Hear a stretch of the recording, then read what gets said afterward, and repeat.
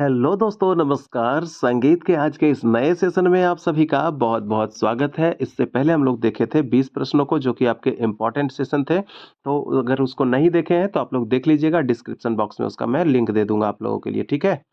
तो चलिए आज देखेंगे 21 नंबर से प्रश्न को। यहाँ पे देखिए ये सब प्रश्न जो है सारे हम करवा चुके हैं, ठीक है? तो ये सब चीज़ें जो है आप लोग को देख लेना है। यहाँ से प्रश्न हम देखेंगे 21 नंबर का। तो प्रश्न है हमारा, क्या पूछा जा रहा है यहाँ पे कि किस गायक को कलावंत की उपाधि से नवाजा गया है? कौन से ऐसे गायक थे जिनको कि कलावंत भी कहा गया था, उनको जो है उपाधि दी गई थी? कौन से गायक थे? क्या बालकृष्ण बुआ इचल करंजीकर या विष्णु दिगंबर पलुस्कर, ठीक है? या पंडित रविशंकर? कौन है? एक से अधिक इनमें से कोई नहीं। तो कौन इसका जवाब होने वाला है? यहाँ पे जो जवाब होगा दोस्त, यहाँ पे क्या होगा आपका? यहाँ जो जवाब हो जाएगा ऑप्शन नंबर ए आपका हो जाएगा, पंडित बालकृष्ण बुआ इचल करंजीकर, जो कि कौन थे? तो विष्णु दिगंबर पलुस्कर जी के गुरु थे, ठीक है? और पलुस्कर जी इनके शिष्य थे। अगर आप लोगों से घराना पूछा जाए तो घराना आप लोगों को बताना है ग्वालियर घराना, ठीक है? क्योंकि ये बहुत ही चर्चित कलाकार रहे थे विष्णु दिगंबर पलुस्कर जी, और इनके गुरु जो है आपके बालकृष्ण बुआइचल करंजीकर जी, ठीक है? चलिए देखेंगे दूसरा नंबर प्रश्न। दोस्तों देखिए, अगर आप लोग हमारे साथ जुड़े हैं, सेशन अच्छा लगता है, अगर आप लोग अभी तक चैनल को सब्सक्राइब नहीं किए हैं तो सब्सक्राइब कर लीजिएगा। नोटिफिकेशन को भी ऑल पे सेट रखिएगा ताकि आने वाला जो भी सेशन होगा वो आप लोगों के पास क्या होगा कि सबसे पहले पहुंच जाएगा, ठीक है? तो इसलिए चलिए दूसरा नंबर देखेंगे। प्रश्न यहाँ पे 22 नंबर है। पंडित पलुस्कर निम्न में से किसके शिष्य थे? तो पंडित पलुस्कर की बात हो रही है। पलुस्कर पर जो कि क्या किए थे, उन्होंने क्या किया था पलुस्कर जी ने कि एक स्वर लिपि की रचना की थी, ठीक है? तो आप जानते हैं। तो ये कौन हो जाएंगे? तो किसके शिष्य थे? क्या बालकृष्ण बुआ इचल करंजीकर के, सवाई गंधर्व, अलादिया खां, एक से अधिक इनमें से कोई नहीं? तो इसका जवाब क्या हो जाएगा यहाँ पे? इसका जवाब हो जाएगा दोस्तों ऑप्शन नंबर ए, अभी ही मैंने बता रखा है। तो चलिए अब देखेंगे अगला प्रश्न हमारा क्या पूछा जा रहा है यहाँ पे 23 नंबर का। पंडित विष्णु दिगंबर पलुस्कर ने संगीतामृत प्रवाह नामक पत्रिका का संपादन किस वर्ष आरंभ किया था? किस वर्ष आरंभ किया था भाई? पत्रिका का जो प्रकाशन था, कौन सा पत्रिका? पत्रिका का नाम क्या है? तो नाम आप लोग जान लीजिएगा। संगीतामृत प्रवाह का प्रकाशन जो है वो किस वर्ष किया था संपादन? क्या 1908 था, 1901 था, 1909 था, एक से अधिक इनमें से कोई नहीं? जवाब होगा मेरे दोस्त यहाँ पे आपका ऑप्शन नंबर सी हो जाएगा, 1909 ईस्वी हो जाएगा। क्योंकि आप लोग को पता है कि 1908 में क्या हुआ था, तो गंधर्व महाविद्यालय की स्थापना जो हुई थी, दूसरी शाखा जो खुली थी बंबई में 1908 के अंदर में। और 1901 में क्या हुआ था, जो आपका गंधर्व महाविद्यालय है उसकी पहली शाखा खुली थी कहाँ पे?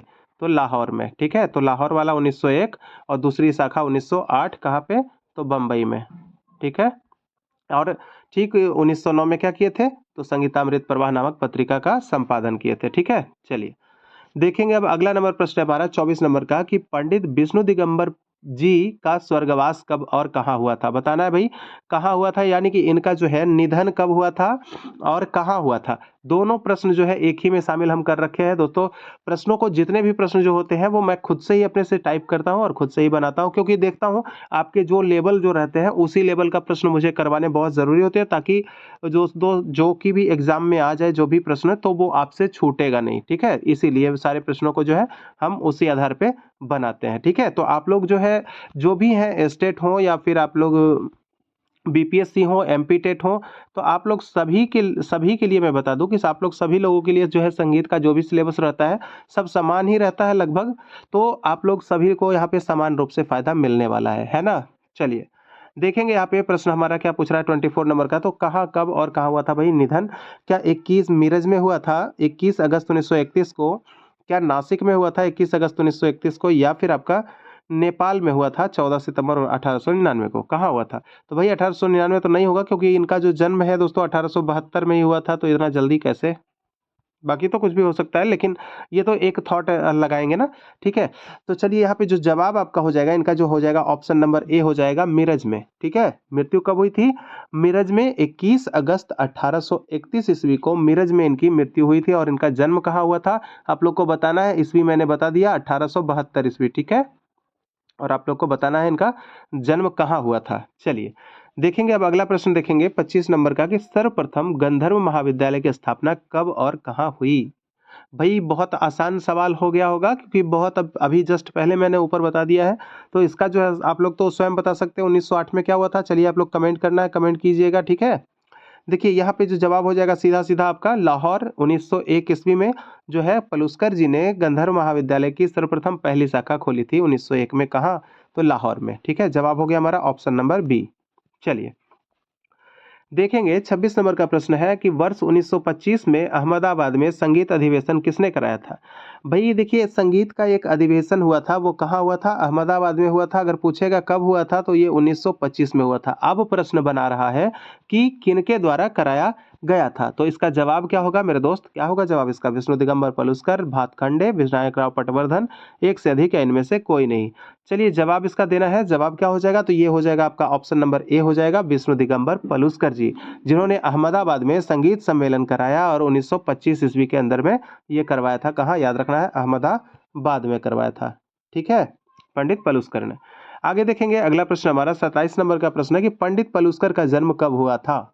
देखिए प्रश्न को जो है, प्रश्न तो काफी आप लोग के लिए इजी लग रहा होगा, लेकिन इजी नहीं है। इसी क्रम में अभी जो भी सेशन आएंगे आपके एग्जाम से रिलेटेड ही प्रश्न आएंगे, क्योंकि टोटल जो है दोस्तों ये आपको इजी देखने में लग रहा होगा, लेकिन एग्जाम में आया हुआ प्रश्न है, आता भी है, पूछे जाते भी हैं और पूछे जाते भी रहेंगे। ठीक है, तो इन सबों प्रश्नों को जो है अच्छे से आप लोग को देख लेना है। अगर आप जानते हैं तो इसका भाई वीडियो को पॉज कीजिए और मेरे जवाब देने से पहले ही आप लोग जवाब दे दिया कीजिए। ठीक है, चलिए आगे देखेंगे यहाँ पे जवाब क्या होगा। तो इसका जवाब हो जाएगा ऑप्शन नंबर ए हो जाएगा 1872 ईस्वी में। ठीक है, 1860 की बात करें तो ये आपके कौन हो जाएंगे? तो भातखंडे जी का जन्म हो जाएगा 1860 ईस्वी में। और 1887 में कौन हो जाएंगे? तो ये आपके कौन हो?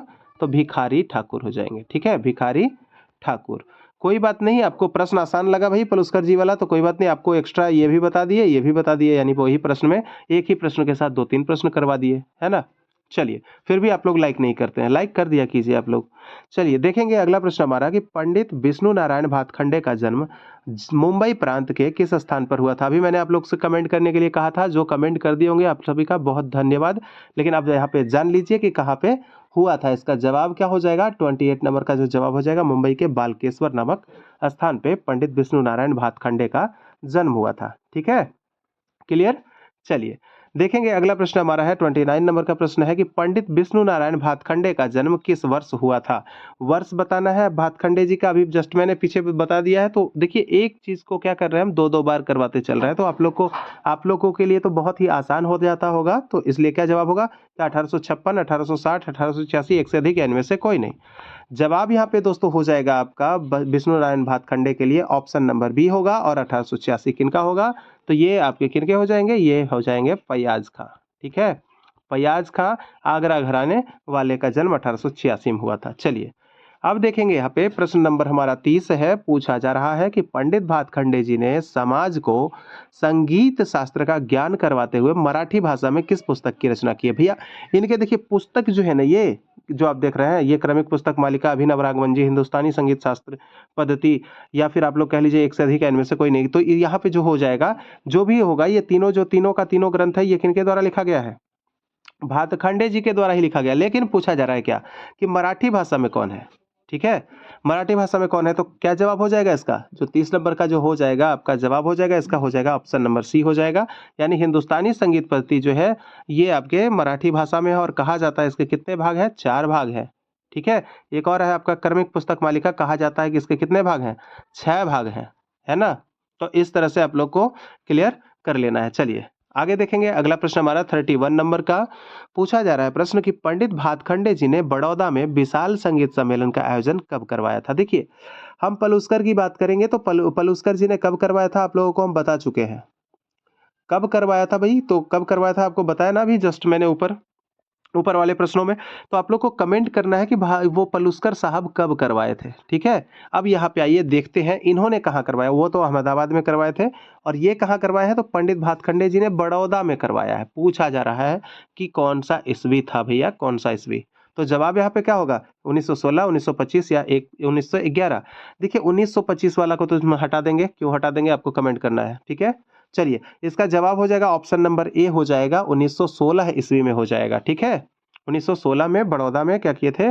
भातखंडे जी ने ये क्या करवाया था? सम्मेलन करवाया था। और इसी में क्या हुआ था कि अपने जो बात उन्होंने कहा ना, उनको एक पुस्तक में जो है संग्रहित कर दिया गया उनकी बातों को।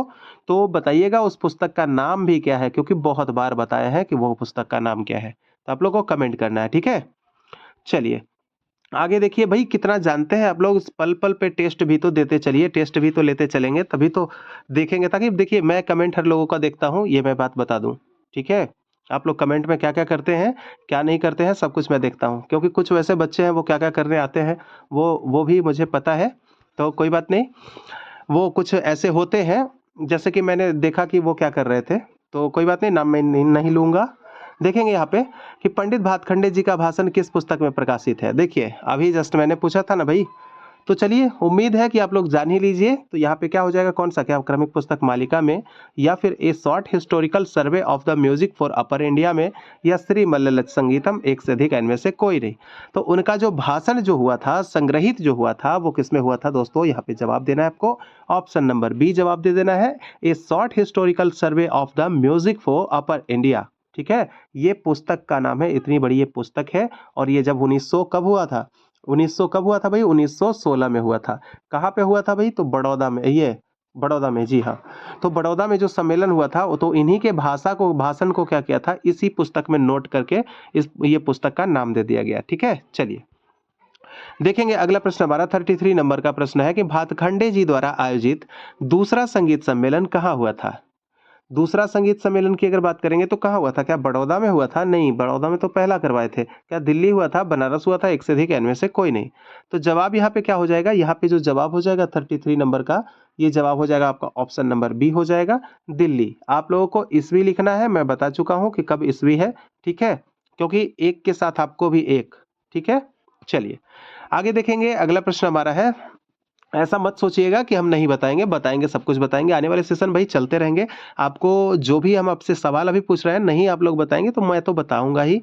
जितने भी सेशन आएँगे उसके अंदर तो आपके लिए कुछ ना कुछ तो रहेगा ही नया-नया, है ना? तो देखिए, संगीत के विकास हेतु पंडित भातखंडे ने लखनऊ में किस विद्यालय की स्थापना किया? लखनऊ वाला विद्यालय बताना है, क्या किन्नर महाविद्यालय है, आर्य संगीत महाविद्यालय है, मैरिस म्यूजिक कॉलेज है, उपयुक्त में से एक से अधिक या इनमें से कोई नहीं। क्या है भई, कौन सा किसका स्थापना किए थे? तो देखिए, ये आपका जवाब होगा यहाँ पे मैरिस म्यूजिक कॉलेज, जिसको कि क्या कहा जाता है? भातखंडे विद्यापीठ, ठीक है? भातखंडे विद्या विद्यापीठ, उसके नाम से जाना जाता है किसको? तो ये आपके मैरिस म्यूजिक ऑफ कॉलेज को जाना जाता है। और किन्नर महाविद्यालय का स्थापनाकर्ता कौन है? आप लोग को पता है कि पंडित रविशंकर जी हैं। और आर्य संगीत के जो विद्यालय के जो संस्थापक है वो कौन है? कौन हो जाएँगे? तो दोस्तों वो आपके किराना घराना के संस्थापक कौन है? ज़रा-सा लिखिएगा, वही है, ठीक है? यानी कि अब्दुल करीम खां, ठीक है? आप लोगों को भी लगेगा कि कितना सवाल पूछ रहे हैं हम, तो भाई सवाल तो पूछेंगे, आप ही लोग के लिए पूछते हैं ना, लगना नहीं चाहिए, जवाब देते रहिएगा, ठीक है? चलिए, हिंदुस्तानी संगीत पद्धति क्रमिक पुस्तक मालिका ग्रंथ जो है, ग्रंथ माला के रचयिता कौन है? ये आपको देखना है कि हिंदुस्तानी संगीत पद्धति का जो है क्रम पुस्तक मालिका ग्रंथमाला के रचयिता कौन है? ठीक है? इसके जो रचयिता हो जाएँगे वो कौन हो जाएँगे? आप लोग को ग्रंथमाला लगा दे तो कन्फ्यूज़, ऐसा ना कि भई कोई और बदल जाएँगे। ग्रंथमाला कहने का मतलब है कि ग्रंथों की माला, जो यानी बहुत सारे ग्रंथ लिखे हैं उसमें से एक ये भी है। ठीक है? तो यहाँ पे जो क्या जवाब हो जाएगा? तो यहाँ पे जवाब हो जाएगा आपका ऑप्शन नंबर सी रहने वाला है, भातखंडे जी हो जाएँगे। ठीक है?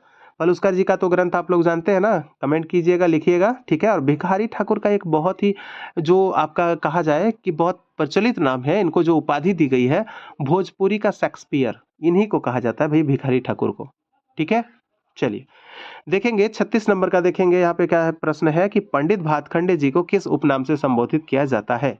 भातखंडे जी को क्या विष्णु शर्मा, चतुर पंडित, सब रंग, एक से अधिक या इनमें से कोई नहीं? तो जवाब क्या हो जाएगा? देखिए, सब रंग जो है बड़े गुलाम अली खां, ठीक है? बड़े बड़े गुलाम अली खां साहब का, जो कि पटियाला घराना के हैं, तो वो ये तो नहीं होगा। यहाँ पे जवाब हम देंगे एक से अधिक देंगे। क्यों देंगे? क्योंकि दोस्तों विष्णु शर्मा भी कहा जाता है और चतुर पंडित भी कहा जाता है। भातखंडे जी का जो उपनाम है, विष्णु शर्मा भी है और चतुर पंडित भी है। ठीक है? चलिए, देखिए दोस्तों, आप लोग जो है ना कमेंट करते हैं ना प्यारा-प्यारा सा कि आप जो पढ़ाते हैं बहुत अच्छा समझ में आता है। ये बहुत सुन के मुझे भी अच्छा लगता है, आनंदित होता हूँ मैं भी, और पढ़ाने का जो जोश और उमंग जो होता है भाई, बहुत हाई हो जाता है, मत पूछिए फिर। ठीक है? तो बस ये आप लोगों का प्यार ही है, लेकिन साथ ही साथ जो है बस प्यार जताने का एक और तरीका क्या, कि वीडियो को थोड़ा-सा लाइक कर दिया कीजिएगा। ठीक है? बहुत सारे लोग कमेंट भी करते हैं कि सर मैंने लाइक कर दिया, तो आप सभी का बहुत-बहुत धन्यवाद जो लाइक कर देते हैं। जो नहीं करते हैं भई, उनके लिए स्पेशल ये मैसेज होता है। ठीक है? चलिए, तो पंडित विष्णु नारायण भातखंडे जी का देहांत जो है किस वर्ष हुआ था? अब आते हैं भातखंडे पे, जन्म कब हुआ था भाई? तो आपको मैंने बताया ना कि 10 अगस्त, ठीक है, 1860 ईस्वी को, ठीक है। 1931 ईस्वी में मैंने किसको बताया अभी? पलूस्कर जी की मृत्यु हुई थी। लेकिन भातखंडे जी की मृत्यु जो है ये पहले जन्मे और पीछे पीछे यानी कि बाद में इनकी मृत्यु हुई। तो क्या इसमें जवाब देंगे? क्या 10 अगस्त 20 अगस्त 1936 या फिर 19 सितंबर 1936 या फिर 12 जनवरी 1937? क्या इसका जवाब क्या होगा मेरे दोस्त? यहाँ पे जो 37 नंबर का प्रश्न है इसका जवाब हो जाएगा 19 सितंबर 1936 को इनकी मृत्यु हुई थी, ठीक है। किनकी? तो भातखंडे जी की। चलिए देखेंगे अगला प्रश्न है हमारा 38 नंबर का प्रश्न पूछा जा रहा है कि वर्ष 1918 में माधव संगीत विद्यालय की स्थापना किसने की? यानी माधव संगीत विद्यालय की स्थापना 1918 में हुई, एक बात तो कंफर्म करा दिया है। देखिए इस टाइप का प्रश्न इसलिए रखते हैं, इसलिए लाते हैं ताकि दोस्तों एक एक प्रश्न से कुछ और आपको सीखने को मिल जाए। अगर कभी ऐसा होता है तो मैं वैसा उस तरह का ही प्रश्न बना देता हूं, ठीक है। तो यहाँ पे जो है 1918 में माधव संगीत विद्यालय की स्थापना किसने की थी? तो माधव क्या होगा? क्या पंडित रविशंकर होगा, पंडित विष्णु दिगंबर पलुस्कर होगा या चतुर पंडित होगा, एक से अधिक होगा या इनमें से कोई नहीं होगा? तो जवाब यहाँ पे क्या हो जाएगा? 38 नंबर का जो जवाब हो जाएगा आपका विष्णु नारायण भातखंडे, यानी कि बोले तो चतुर पंडित, क्योंकि भाई उन्हीं का नाम है ना उपनाम। अगर यहाँ पे चतुर पंडित ना देकर अगर आपको यहाँ पे विष्णु शर्मा भी रहता तो आपको उसी को मानना था। इसलिए आपको जवाब हो जाएगा ऑप्शन नंबर सी, आपको याद रखना है भातखंडे जी, ठीक है। 1918 में माधव संगीत विद्यालय की स्थापना भातखंडे जी ने किया, 1918 ईस्वी में किया। आगे देखेंगे अगला प्रश्न हमारा है 39 नंबर का प्रश्न है, फयाज खां का जन्म कब और कहां हुआ था? फयाज खां भाई कब इनका जन्म हुआ था? क्या 1886 लखनऊ में, 1886 आगरा में, 1887 आगरा में? कहाँ हुआ था? एक से अधिक, इनमें से कोई नहीं। कहाँ हुआ था भाई? इसका जो जवाब आपको रहेगा दोस्तों क्या रहेगा? ये कहाँ कौन से घराने से थे? तो आगरा घराने से थे। और जन्म तो हम आगे बता ही चुके हैं कि कब हुआ था, 1886 ईस्वी में। तो आगरा हो जाएगा, ठीक है, 1886 आगरा में। चलिए अब देखें हम यहाँ पे जो है इस सेशन का प्रश्न जो यहाँ पे देखेंगे हम लोग कि फयाज खां का उपनाम बताएं। क्या होगा फयाज खां का उपनाम? क्या प्रेम पिया हो जाएगा, प्रेमदास हो जाएगा, सरस पिया हो जाएगा, एक से अधिक हो जाएगा, इनमें से कोई नहीं? देखिए हम सबका बताएं तो आपको प्रेम पिया जो है ये किनका नाम है, प्रेमदास किनका नाम है और सरस पिया किनका नाम है? देखिए प्रेमदास जो है ये आपके जो हो जाएंगे लताफत, ठीक है, लताफत हुसैन, ठीक है ना भाई, लताफत हुसैन का हो जाएगा। अगर फयाज खां की हम बात करेंगे तो फयाज खां का जो उपनाम था वो प्रेम पिया ही नाम था, ऑप्शन नंबर ए हो जाएगा इसका बेशक जवाब हो जाएगा। और सरस पिया की बात करेंगे तो इसका क्या हो जाएगा? काले खां हो जाएगा। आप लोग कमेंट करके बताइएगा आज का सेशन कैसा लगा।